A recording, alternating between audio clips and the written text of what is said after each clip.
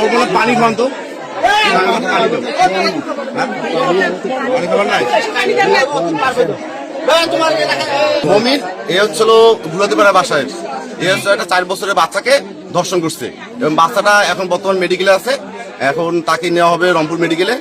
আমার দাবি হচ্ছিল যে এইরকম কুলাঙ্গার ছেলের জন্য এর হাত পা কাটিয়ে নে একে রাস্তা নামে দেওয়া উচিত, যাতে এই ধরনের মানে কোনো ঘটনা যদি আর না ঘটে, এর থেকে যদি সবাই শিক্ষা গ্রহণ করতে পারে, যাতে এর মতো আর এই ধরনের জঘন্যতম কাজ কেউ না করে। ভাই খারাপ হয়ে যাচ্ছে ভাই।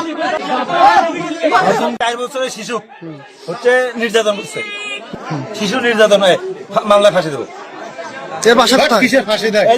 তাই করো কিন্তু খুব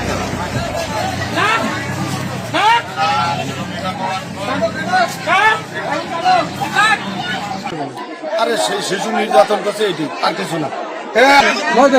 পাগলা